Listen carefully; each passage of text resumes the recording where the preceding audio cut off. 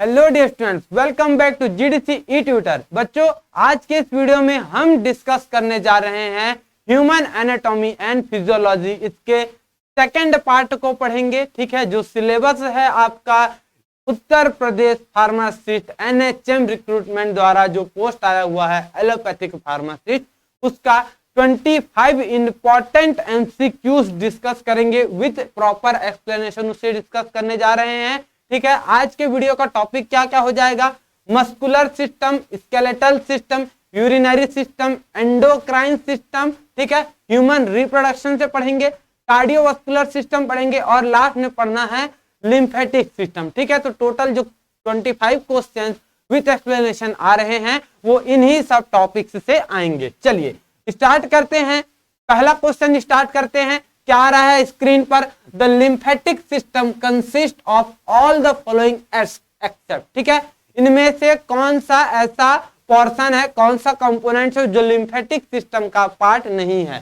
ठीक है, चलिए lymph node, lymphatic vessels, lymph, ये सभी इनके पार्ट्स होंगे। आपको नाम से ही क्लियर हो जाएगा, लिम्फ जहां जुड़ा है मतलब लिम्फेटिक सिस्टम से ये इनसे मिले हुए हैं। ठीक है, वहीं हमारे पास एक्सेप्शनल केस में क्या आ जा रहा है? ब्लड। याद रखेंगे, ब्लड कभी भी इसे हम लिम्फेटिक सिस्टम में इन्हें स्टडी नहीं करेंगे। ठीक है, चलिए ब्लड अलग सिस्टम हो जाएगा, लिम्फेटिक सिस्टम अलग हो जाता है। चलिए कौन कौन से इनमें पार्ट्स आ रहे हैं? सबसे पहला लिम्फ आ जाएगा, लिम्फ नोड्स आ जाते हैं, लिम्फ वेसल्स आ जाएंगे, लिम्फॉइड टिश्यूज आ जाते हैं और लिम्फॉइड ऑर्गेन्स भी आ जाएंगे। ठीक है, ब्लड यहां पर नहीं रहेगा, इस बात का ध्यान रखना है। चलिए नेक्स्ट क्वेश्चन की बात करते हैं। विच is not a function of lymphatic system, इनमें से कौन सा लिम्फेटिक सिस्टम का फंक्शन नहीं है? चलिए सबसे पहला ऑप्शन क्या हो रहा है? Deliver the disease agent to disposal centre. ठीक है, सेकंड ऑप्शन आ रहा है प्रोड्यूस लिम्फोसाइट्स, थर्ड ऑप्शन है डिलीवर ऑक्सीजन टू सेल्स और लास्ट ऑप्शन है हमारे पास returns water and plasma protein to blood.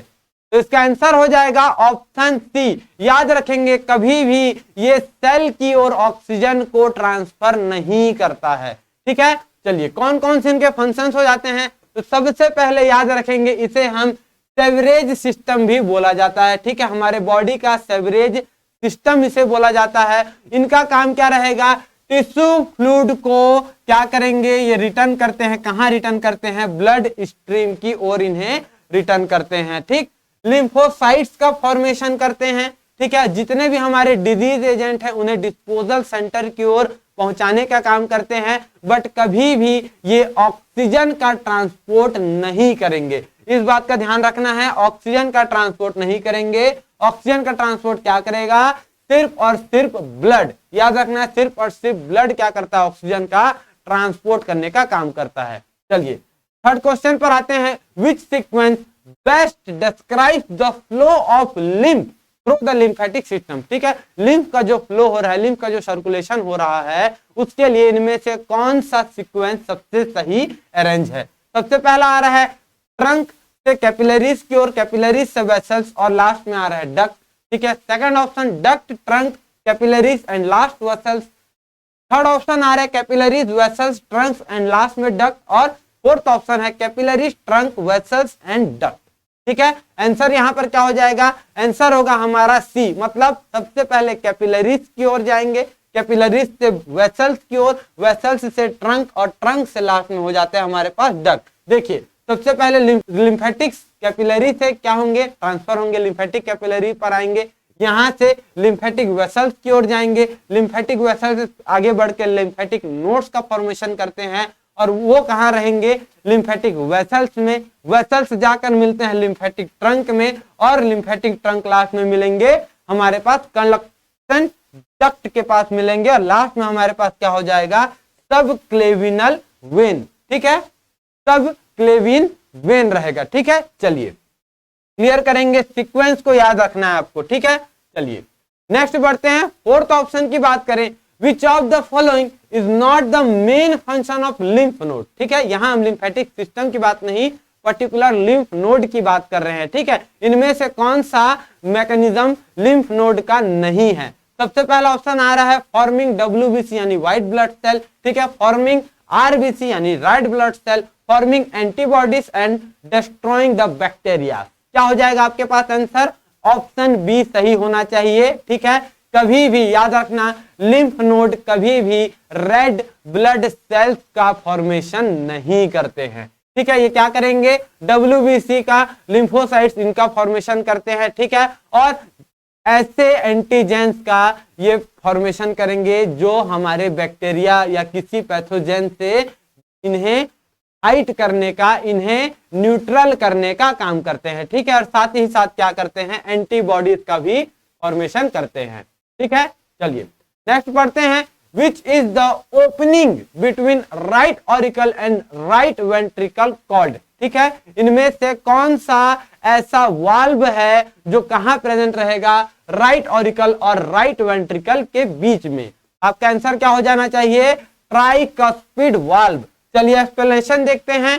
देखिए, जब हम हार्ट को स्टडी करते हैं तो इनके टोटल 4 चैम्बर्स होते हैं। जब ऊपर के 2 चैम्बर्स की बात करें, यहां पर एट्रियम आ जाएंगे। ठीक है, और लोअर पोर्शन की बात करते हैं, यहां वेंट्रिकल्स आ जाते हैं। ठीक है, ये हो गया राइट साइड और ये हो गया लेफ्ट साइड। तो अपर जो है वो राइट एट्रियम है। ठीक है, और अपर लेफ्ट जो है लेफ्ट एट्रियम है। लोअर की बात करें, राइट वेंट्रिकल और लेफ्ट वेंट्रिकल। ठीक है, तो राइट एट्रियम और राइट वेंट्रिकल के बीच कौन सा वाल्व रहेगा? ट्राइकॉस्पिड वाल्व रहेगा। ठीक है, राइट साइड ट्राइकॉस्पिड वाल्व रहेगा और लेफ्ट साइड क्या रहेगा? बाइकॉस्पिड वाल्व रहेगा। ठीक है, बाइकॉस्पिड वाल्व रहेगा लेफ्ट साइड। इसे क्लियर करना है, कभी भी कंफ्यूज मत होना। ट्राइकॉस्पिड वाल्व हमेशा राइट साइड प्रेजेंट रहता है हार्ट के, और लेफ्ट साइड कौन सा वाल्व प्रेजेंट रहेगा? बाइकॉस्पिड वाल्व। ठीक है, चलिए नेक्स्ट क्वेश्चन की ओर बढ़ते हैं। Which of the following part of the heart pumps deoxygenated blood to the pulmonary vein? ठीक है, पल्मोनरी वेन की ओर इनमें से कौन सा पार्ट है, कौन सा पोर्शन है जो डीऑक्सीजनेटेड ब्लड को ट्रांसफर करता है? क्या हो जाएगा आंसर? Right ventricle. याद रखना राइट वेंट्रिकल ही क्या करेगा? डीऑक्सीजनेटेड ब्लड को पल्मोनरी वेन की ओर ट्रांसफर करता है। वहीं लेफ्ट वेंट्रिकल की बात करें, ये क्या करते हैं? ऑक्सीजनेटेड ब्लड को हार्ट से पूरे बॉडी की ओर ट्रांसफर करने का काम करते हैं। ठीक है, लेफ्ट एट्रियम की बात करें, ये क्या करते हैं? ऑक्सीजनेटेड ब्लड को ट्रांसफर करते हैं पल्मोनरी वेन और इन्हें पुश करेंगे लेफ्ट वेंट्रिकल की ओर। ठीक है, पल्मोनरी वेन से लेते हैं और लेफ्ट वेंट्रिकल की ओर इन्हें पुश करते हैं। ठीक है, राइट एट्रियम की बात करें, ये क्या करते हैं? कलेक्ट करते हैं डीऑक्सीजनेटेड ब्लड। ठीक है, वेना कावा से, और पूरे वेना कावा से क्या करेंगे? जितने भी हमारे डीऑक्सीजनेटेड ब्लड हैं उन्हें ये कलेक्ट करने का काम करते हैं राइट एट्रियम। ठीक है, इस टेबल को हमेशा याद रखना, यहां से इंपॉर्टेंट क्वेश्चंस बनते ही हैं। ठीक है, चलिए नेक्स्ट बढ़ते हैं। Which of the following has the thickest wall? इनमें से कौन सा ऐसा हार्ट का पोर्शन है जिनका वॉल, जिनका बाउंड्री सबसे ज्यादा थिक है? ठीक है, याद रखना है आपको राइट एट्रियम। ठीक है, राइट एट्रियम जो ऊपर की ओर प्रेजेंट रहेगा, राइट कॉर्नर में प्रेजेंट रहेगा राइट एट्रियम। इनका जो वॉल रहेगा, इनका जो सराउंडिंग रहेगा, वो दूसरे पार्ट्स के कंपैरिजन में बहुत ही ज्यादा थिक रहता है। ठीक है, चलिए नेक्स्ट बढ़ते हैं। What is the approximate duration of a cardiac cycle? ठीक है, एक कार्डियक साइकिल को कंप्लीट होने में अप्रोक्सीमेटली कितना समय लग जाता है? पहला ऑप्शन आ रहा है 0.1 सेकेंड, 72 सेकेंड, 1 मिनट, और लास्ट ऑप्शन है 0.8 सेकेंड। आपका आंसर होना चाहिए 0.8 सेकेंड। ठीक है, कंफ्यूज कभी मत होना 72 सेकेंड्स में। ठीक है, 72 to 74 टाइम्स क्या होते हैं? 72 to 74 टाइम्स हार्ट बीट होता है 1 मिनट में। ठीक है, रेगुलर हार्ट बीट की बात करें तो 70 to 74 या 75 हम मान सकते हैं। ठीक है, यहां पर आपको कंफ्यूज नहीं होना है। कितना रहेगा कार्डियक साइकिल? एक कंप्लीट कार्डियक साइकिल को कंप्लीट करने में 0.8 सेकंड का समय लगता है। ठीक है, चलिए नेक्स्ट बढ़ते हैं। The T wave of the ECG represents following. ठीक है, जो टी वेव है ईसीजी का जब ग्राफ होता है, ठीक है, इलेक्ट्रोकार्डियोग्राम, जब ये ग्राफ हमारे पास आता है तो इनमें जो टी वैल्यू, टी वेव रहता है, ये किसे रिप्रेजेंट करता है? Ventricular depolarization, atrial depolarization, ventricular repolarization और आर्ट्रियल सिस्टोल। ठीक है, आपका आंसर यहां पर सी होना चाहिए, वेंट्रिकुलर रिपोलराइजेशन। मतलब जब वेंट्रिकल्स हमारे रिपोलराइज हो रहे हैं तब कौन सा वेव मिलेगा? हमें टी वेव मिलेगा। चलिए समझते हैं, ईसीजी के सभी वेव्स को समझते हैं। जब पी वेव की बात करें, ये क्या करेंगे? आर्ट्रियल डिपोलराइजेशन, मतलब आर्टरीज के डिपोलराइजेशन को बता रहे हैं। ठीक है, क्यूआरएस कॉम्प्लेक्स जो बन रहा है ये वेंट्रिकुलर रिपोलराइजेशन को बता रहा है। ठीक है, और टी वेव क्या कर रहा है? वेंट्रिकुलर रिपोलराइजेशन को बता रहा है। डिपोलराइजेशन, रिपोलराइजेशन, आपको कंफ्यूज नहीं होना है। पी एंड आर इंटरवल की बात करें, ये क्या करेंगे? आर्ट्रियल डिपोलराइजेशन को बताएंगे और conduction through AV node, AV node के द्वारा जो कंडक्शन हो रहा है और आर्टरीज के डिपोलराइजेशन को ये शो करेंगे। क्यूटी इंटरवल की बात करते हैं। ठीक है, ये इलेक्ट्रिकल एक्टिविटीज ऑफ वेंट्रिकल्स का बताएंगे। वेंट्रिकल में जितने भी इलेक्ट्रिकल एक्टिविटीज हो रहे हैं उन्हें ये रिप्रेजेंट करते हैं। एसटी सेगमेंट की बात करें, ये क्या होते हैं? आइसो इलेक्ट्रिक होते हैं। ठीक है, चलिए नेक्स्ट बढ़ते हैं। Name the site of sperm maturation. ठीक है, इनमें से कौन सा पोर्शन है जहां स्पर्म मैच्योरेशन का काम होता है? सबसे पहला ऑप्शन आ रहा है एपिडिडमाइसिस, डक्टस डिफरेंसेस, स्पर्मेटिक कॉर्ड और यूरेथ्रा। आपका आंसर हो जाएगा ऑप्शन ए। ठीक है, एपिडिडमाइसिस। क्लियर करेंगे, एपिडिडमाइसिस में ही क्या होगा? स्पर्म का मैच्योरेशन होता है। ठीक है, स्पर्मेटिक कॉर्ड या यूरेथ्रा यहां नहीं होता है, इस बात को क्लियर करेंगे। ठीक है, चलिए नेक्स्ट बढ़ते हैं। Duration of menstrual cycle is usually, जो मेंस्ट्रुअल साइकिल होता है उसका ड्यूरेशन कितने समय का रहता है, कितने दिन का रहता है? पहला ऑप्शन आ रहा है 28 days, 15 days, 14 days and 32 days. ठीक है, क्या हो जाएगा आंसर? 28 डेज। याद रखना 28 दिन का रहता है हमारा मेंस्ट्रुअल साइकिल। चलिए इसे और डिटेल पर पढ़ते हैं। जब मेंस्ट्रुअल फेज की बात करें, मेंस्ट्रुअल फेज 3 to 5 डेज का रहेगा। ठीक है, मेंस्ट्रुअल फेज रहेगा 3 to 5 डेज। फॉलिकुलर फेज क्या रहेगा या प्रोलिफेरेटिव फेज क्या रहेगा? 6 to 13 डेज के लिए रहेगा। ठीक है, ओवुलेटरी फेज की बात करें, ये सिर्फ 14 डेज के लिए रहेंगे। और ल्यूटियल फेज की बात या सेक्रेटरी फेज की बात करें, ये 15 to 28 डेज के लिए रहेंगे। ठीक है, क्या याद रखना है? मेंस्ट्रुअल साइकिल टोटल हमारे 28 डेज का साइकिल रहता है। ठीक है, कितना ड्यूरेशन रहेगा? 28 डेज। चलिए, बहुत ही इजी क्वेश्चन था। नेक्स्ट बढ़ते हैं। The process of egg formation. ठीक है, the process of egg formation in the female is known as, इस प्रोसेस को क्या बोला जाता है जब फीमेल्स में एग का फॉर्मेशन हो रहा है? ठीक है, स्पर्मेटोजेनेसिस, ओजेनेसिस, स्पर्मेटोसाइट और स्पर्मेटोजोआ। ठीक है, आपका आंसर क्या हो जाएगा? ऑप्शन बी सही होना चाहिए, ओजेनेसिस। ठीक है, क्लियर करेंगे। ओजेनेसिस में क्या होता है? फीमेल्स के अंदर एग का फॉर्मेशन जब होगा, ठीक है, इसे क्या बोला जाएगा? ओजेनेसिस। और किस तरीके का प्रोसेस होता है? गैमेटोजेनेसिस का प्रोसेस रहेगा। ठीक है, चलिए क्लियर करेंगे। नेक्स्ट बढ़ते हैं। Which is the correct order of travel of sperm through the female reproductive tract before it reaches the egg? ठीक है, मतलब स्पर्म का ट्रैवल का डायरेक्शन क्या होना चाहिए एग से पहुंचने, एग तक पहुंचने के लिए किसी स्पर्म के ट्रैवल का डायरेक्शन क्या होना चाहिए? इस सीक्वेंस को समझते हैं। पहला आ रहा है vagina, then fallopian tube, uterus और लास्ट में सर्विक्स आ रहे हैं। वाजाइना, सर्विक्स, यूटेरस और लास्ट में ओविडक्ट आ रहा है। Vagina, uterus, cervix and last में ओविडक्ट आ रहे हैं। ठीक है, last option vagina, fallopian tube, cervix and last में यूटेरस। ठीक है, क्लियर करेंगे। आपका आंसर क्या हो जाएगा यहाँ पर? Option B. सबसे पहले वाजाइना में जाएंगे, उसके बाद सर्विक्स में ट्रैवल करेंगे, यूटेरस और लास्ट में जाएंगे ओविडक्ट पर। ठीक है, चलिए क्लियर है, यहां तक क्लियर करते चलेंगे। 14th नंबर क्वेश्चन की बात करते हैं। Which of the following is not the nitrogenous waste product eliminated by excretion? ठीक है, एक्सक्रीशन के द्वारा जो हमारे वेस्ट प्रोडक्ट निकल रहे हैं, इनमें से कौन सा ऐसा प्रोडक्ट है जो नाइट्रोजनियस नहीं है, जिनमें नाइट्रोजन का क्वांटिटी नहीं है। ठीक है, सबसे पहला आ रहा है अमोनिया, क्रिएटिनिन, यूरिया और यूरिक एसिड। ठीक है, बहुत ही इजी क्वेश्चन है। ठीक है, अमोनिया मतलब NH3 आ जा रहे हैं, यूरिया आ रहे हैं, यूरिक एसिड आ रहे हैं, बट क्रिएटिनिन, ठीक है, क्रिएटिनिन आपका यहाँ आंसर होगा। क्रिएटिनिन नाइट्रोजेनियस नहीं होता है। ठीक है, चलिए क्लियर करेंगे।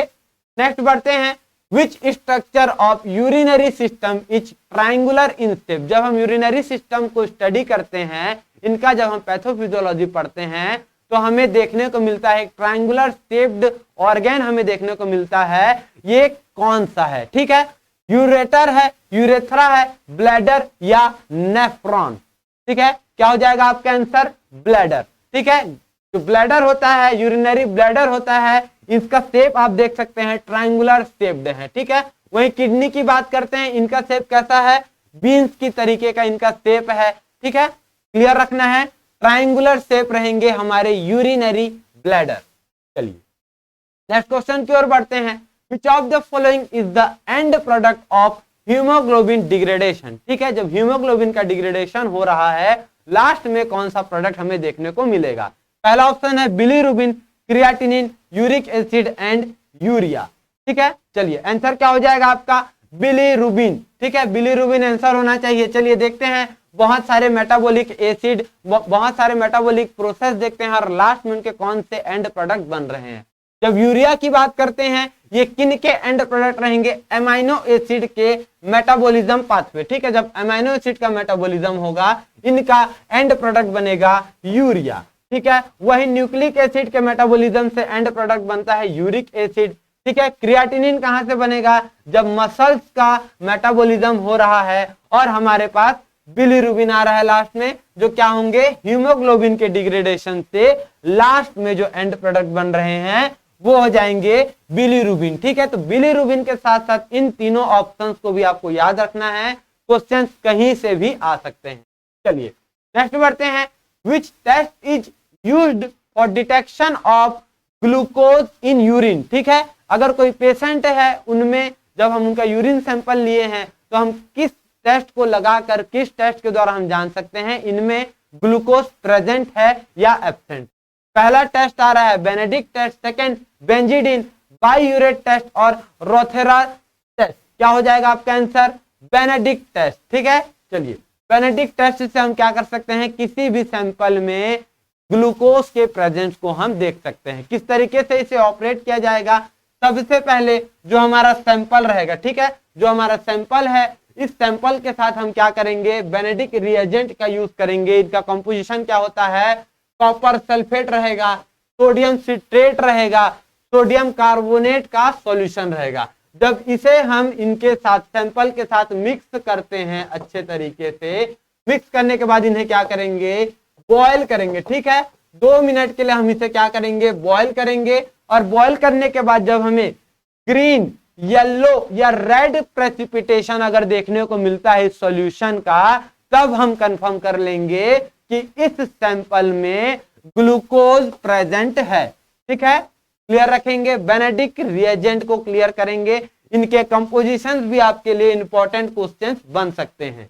चलिए नेक्स्ट क्वेश्चन की ओर बढ़ते हैं, which of the following is not an endocrine gland. ठीक है, एंडोक्रिनोलॉजी से आ रहा है क्वेश्चन, इनमें से कौन सा एंडोक्राइन ग्लैंड का एग्जांपल नहीं है? Pituitary gland, sebaceous gland, pineal gland और एड्रिनल ग्लैंड। आपका आंसर क्या हो जाएगा? बहुत ही इजी, ऑप्शन बी। ठीक है, सेबेशियस ग्लैंड। सेबेशियस ग्लैंड क्या होता है? एंडोक्राइन ग्लैंड का एग्जांपल नहीं होगा, एंडोक्राइन में नहीं आते हैं। चलिए एंडोक्राइन ग्लैंड की बात करते हैं, कौन कौन से ग्लैंड इनमें आ रहे हैं? पिट्यूटरी ग्लैंड आएंगे, एड्रिनल ग्लैंड आएंगे, थायराइड ग्लैंड, पैराथायराइड ग्लैंड आते हैं, पीनियल ग्लैंड्स आते हैं। ये सब क्या होंगे? एंडोक्राइन ग्लैंड्स के एग्जांपल होंगे। ठीक है, चलिए नेक्स्ट बढ़ते हैं, name the hormone which is not synthesized from amino acid. ठीक है, इनमें से ऐसा कौन सा हार्मोन है जो अमाइनो एसिड से सिंथेसाइज नहीं होता, अमाइनो एसिड से नहीं बनता है? ठीक है, सबसे पहला आ रहा है थायरोक्सिन, एपिनेफ्रिन और नॉरएपिनेफ्रिन। लास्ट में आ रहा है हमारे पास सी ऑप्शन आ रहा है ऑक्सीटोसिन। ठीक है, आंसर आपका होना चाहिए ऑप्शन डी ऑक्सीटोसिन। चलिए एग्जाम्पल के तौर पर देख लेते हैं। अमीनो एसिड्स की बात करें, इनसे कौन कौन से हार्मोन्स बन रहे हैं? एपिनेफ्रिन या एड्रेनालिन, नॉर एड्रेनालिन या नॉर एपिनेफ्रिन, थायरॉक्सिन बन रहे हैं। वहीं जब पेप्टाइड हार्मोन्स की बात करें, जो पेप्टाइड हार्मोन्स हो रहे हैं, ये क्या क्या रहेंगे हमारे? ऑक्सीटोसिन और वैसोप्रेसिन। ठीक है, इन्हें याद रखना है, वैसोप्रेसिन भी याद रखना है। अगर यहीं पर वैसोप्रेसिन आ सकता है, अगर एग्जाम्पल पर आ गया, क्वेश्चन पर आ गया, तो आपको क्लियर करते चलना है वैसोप्रेसिन क्या होते हैं? पेप्टाइड हार्मोन्स के एग्जाम्पल होते हैं। चलिए नेक्स्ट क्वेश्चन पर बढ़ते हैं। Which of the following gland is regarded as a master gland? ठीक है, इनमें से किस ग्लैंड को हम मास्टर ग्लैंड के नाम से भी जानते हैं? बहुत ही इजी और बहुत ही पॉपुलर क्वेश्चन है। ठीक है, एड्रिनल ग्लैंड हो रहे हैं, हाइपोथैलेमस हो रहे हैं, पिट्यूटरी ग्लैंड और थायराइड ग्लैंड। ठीक है, आपका आंसर क्या हो जाएगा? Pituitary gland. ठीक है, कंफ्यूज नहीं होना है, पिट्यूटरी ग्लैंड जहां पर आ रहा है सीधा आपको आंसर लगा देना है, मास्टर ग्लैंड होते हैं। चलिए नेक्स्ट बढ़ते हैं। विच सेल प्रोड्यूसेस इंसुलिन? इनमें से कौन सा सेल इंसुलिन का प्रोडक्शन करता है? Alpha cell, beta cell, delta cell या एफ सेल? आपका आंसर क्या हो जाएगा? Beta cell. ठीक है, चलिए एक बार क्लियर करते हैं किस सेल से किस तरीके का हार्मोन सिक्रेट होता है। अल्फा सेल की बात करें, यहां से ग्लूकागॉन सिक्रेट होता है। बीटा सेल से इंसुलिन का सिक्रेशन होता है। ठीक है, गामा सेल से क्या होंगे? सोमैटोस्टेटिन्स का सिक्रेशन होता है। और पीपी सेल से यानी पॉलीपेप्टाइड सेल से क्या होते हैं? पैंक्रियाटिक पॉलीपेप्टाइड, इनका सिक्रेशन होता है। ठीक है, इस बात का ध्यान रखेंगे। सेल्स आपको याद रखना है, कौन से हार्मोन्स यहां से सिक्रेट हो रहे हैं, इन्हें आपको याद रखना है। चलिए नेक्स्ट आते हैं क्वेश्चन नंबर 22।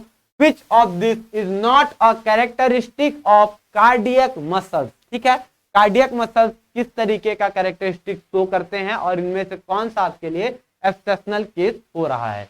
ऑप्शन ए आ रहा है they work continuously, they are branched. Option C they are not striated, they are involuntary. ठीक है, देखिए यहां पर एलिमिनेशन का काम करते हैं। वर्क कंटिन्यूअसली, हमेशा वो वर्क करते हैं। कार्डियक मसल्स, अगर कार्डियक मसल्स वर्क नहीं करेंगे तो हमारे हार्ट क्या वर्क नहीं हो पाएगा, पंप नहीं हो पाएगा। तो कार्डियक मसल्स तो हमेशा वर्क करते हैं। दे आर ब्रांच्ड, बिल्कुल वो ब्रांच्ड होते हैं। इनवॉलेंट्री भी होते हैं। ठीक है, दे आर नॉट स्टेटेड, नहीं ये गलत है, वो क्या होते हैं? स्टेटेड होते हैं। स्टेटेड मतलब क्या होंगे? थ्रेड लाइक उनका स्ट्रक्चर रहता है। चलिए देखते हैं क्या होगा। ये मसल्स के, इनके मसल्स रहते हैं, हार्ट के मसल्स रहते हैं। ठीक है, कार्डियक मसल्स की बात कर रहे हैं, हार्ट के मसल्स रहते हैं। ठीक है, ब्रांच्ड फॉर्म में, ब्रांच पैटर्न में प्रेजेंट रहते हैं। दूसरा स्टेटेड रहते हैं, मतलब इस तरीके का क्या रहेगा? थ्रेड लाइक उनका फॉर्मेशन रहता है, थ्रेड लाइक मैनर में वो अरेंज रहते हैं। और इनवॉलेंट्री रहते हैं, मतलब वो अपना एक्टिविटी खुद से कंट्रोल नहीं कर सकते हैं। ठीक है, इस बात को क्लियर करेंगे। चलिए नेक्स्ट बढ़ते हैं। Which type of joint lies at the shoulder and hip? ठीक है, शोल्डर और हिप में किस तरीके का जॉइंट हमें देखने को मिलता है? Pivot joint, angular joint, ball and socket joint और हिंज जॉइंट? आंसर आपका क्या हो जाएगा? Ball and socket joint. ठीक है, बॉल एंड सॉकेट जॉइंट कहां प्रेजेंट रहेगा? हमारे शोल्डर में प्रेजेंट रहेगा और हमारे हिप जॉइंट में ये प्रेजेंट रहते हैं। ठीक है, चलिए नेक्स्ट बढ़ते हैं। Which is the strongest and heaviest bone of the body? इनमें से कौन सा बोन है जो हमारे बॉडी का सबसे स्ट्रॉन्ग है और सबसे स्ट्रॉन्ग है और सबसे लॉन्गेस्ट भी है, साथ ही साथ सबसे हैवीएस्ट भी है? लॉन्ग है, हैवीएस्ट है और स्ट्रॉन्गेस्ट है। ठीक है, क्या हो जाएगा आपका आंसर? Femur bone. ठीक है, याद रखना है, फीमर बोन क्या होते हैं? सबसे ज्यादा लॉन्गेस्ट होते हैं, सबसे ज्यादा हैवीएस्ट बोन रहेंगे हमारे फीमर बोन। चलिए टोटल बोन्स की बात करते हैं। कितने बोन्स रहते हैं एक एडल्ट में? टोटल 206 बोन्स रहेंगे। लॉन्गेस्ट बोन की बात करें, हमारे पास फीमर आ जा रहा है। हैवीएस्ट बोन भी हमारे पास फीमर आ जा रहा है। स्मॉलेस्ट बोन की बात करते हैं, स्टेप्स रहेंगे। याद रखना, हमारे मिडिल ईयर के बोन्स रहते हैं, क्या रहेंगे? स्टेप्स। ये हमारे बॉडी के सबसे स्मॉलेस्ट बोन रहते हैं, ठीक है। वहीं लार्जेस्ट वर्टिब्रे की बात करें, क्या होते हैं, लंबर बोन्स, ठीक है। लंबर क्या होंगे, सबसे लार्जेस्ट वर्टिब्रे प्रेजेंट रहते हैं हमारे बॉडी में। क्लियर है। चलिए नेक्स्ट बढ़ते हैं। लास्ट क्वेश्चन क्या हो रहा है, विच of the following hormone is increases the amount of sugar in blood. इनमें से कौन सा हार्मोन हमारे ब्लड में शुगर का लेवल इंक्रीज करने का काम करता है। ऑप्शंस हमारे पास आ रहे हैं, इंसुलिन, ग्लूकागॉन, सोमैटोस्टैटिन और पैंक्रियाटिक पॉलीपेप्टाइड। क्या हो जाएगा हमारे पास आंसर, ग्लूकागॉन। चलिए ग्लूकागॉन क्या होता है, इंसुलिन के जस्ट अपोजिट ये वर्क करता है, हमारे बॉडी में ग्लूकोज लेवल को इंक्रीज करता है। वहीं इंसुलिन की बात करें, क्या करेंगे, ब्लड ग्लूकोज लेवल को डिक्रीज करने का, ब्लड शुगर लेवल को डिक्रीज करने का काम करते हैं। क्लियर है। चलिए ग्लूकागॉन के कुछ हम फंक्शंस देख लेते हैं। सबसे पहले क्या होंगे, कंट्रोल करते हैं ग्लाइकोजेनोलाइसिस, ठीक है, ग्लाइकोजेनोलाइसिस को कंट्रोल करते हैं। शुगर का अमाउंट ये बढ़ाने का काम करते हैं। जैसे मैंने अभी बताया, इंसुलिन को एंटागोनिस्ट करने का काम करते हैं। और क्या करेंगे, इनहिबिट करते हैं ग्लूकोजेनेसिस के प्रोसेस, ठीक है। ग्लूकोजेनेसिस के प्रोसेस मतलब ग्लूकोज के ब्रेक डाउन को ये क्या करेंगे, इन्हें इनहिबिट करने का काम करेंगे। जब ग्लूकोज का ब्रेक डाउन नहीं होगा तो उनका क्वांटिटी ऑटोमेटिकली हमारे ब्लड में इंक्रीज होता जाएगा, ठीक है। इस तरीके से ग्लूकागॉन क्या करेंगे, शुगर लेवल को या ग्लूकोज लेवल को ब्लड में इंक्रीज करने का काम करते हैं, ठीक है। चलिए ये था इंपॉर्टेंट क्वेश्चन। यहां से आप जरूर से वीडियो को लास्ट तक देखिए, समझिए एक एक क्वेश्चन को, उनके एक्सप्लेनेशन को समझिए, इसे याद रखिए और यहां से क्वेश्चंस आपके लिए इंपॉर्टेंट हो सकते हैं, ठीक है। इस बात का जरूर से ध्यान रखेंगे। चलिए मिलते हैं एक नए टॉपिक के साथ, एक नए वीडियो के साथ, बहुत ही इंपॉर्टेंट एमसीक्यूज के साथ। तब तक के लिए ऑल द बेस्ट, अच्छे से एग्जाम दीजिए, ठीक है।